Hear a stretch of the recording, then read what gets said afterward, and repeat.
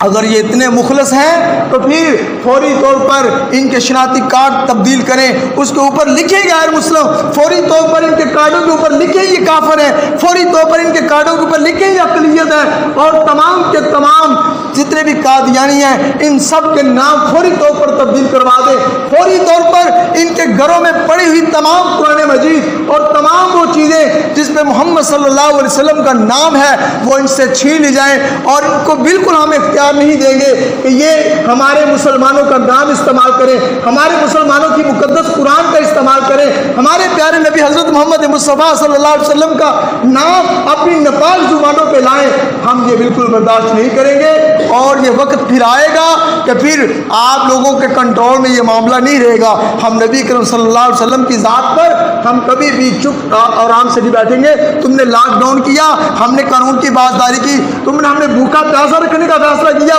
ہم نے سب قبول کیا، لیکن یہ قبول نہیں کریں گے کہ آپ سرکار صلی اللہ علیہ وسلم کے بارے میں، رسالت محمد صلی اللہ علیہ وسلم کے بارے میں کوئی الٹا سیدھا قانون آپ لے کر آئیں۔ اس لیے میں اپنے تمام مسلمان بھائیوں سے، دوستوں سے یہ کہنا چاہتا ہوں کہ اپنے کان کھلے رکھیں، جاگ کے رہیں، اور ہم نے اس ملک کو قادیانی اسٹیٹ نہیں بننے دینا، اور ہم انشاءاللہ ایسی اسٹیٹ بنائیں گے جو آپ سرکار صلی اللہ علیہ وسلم واقعتاً مدینہ المسلمین اور مدینہ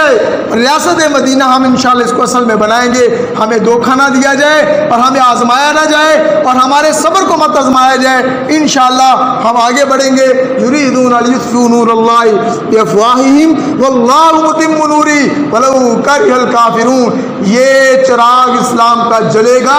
اور جلتا رہے گا، تمہاری پھونکیں، تمہاری سازشیں، تمہارے بیانات، تمہارے نوٹیفیکیشن ہمارے پاؤں کی ٹھوکر پر ہے، ہم کسی چیز کی پرواہ نہیں کریں گے انشاءاللہ۔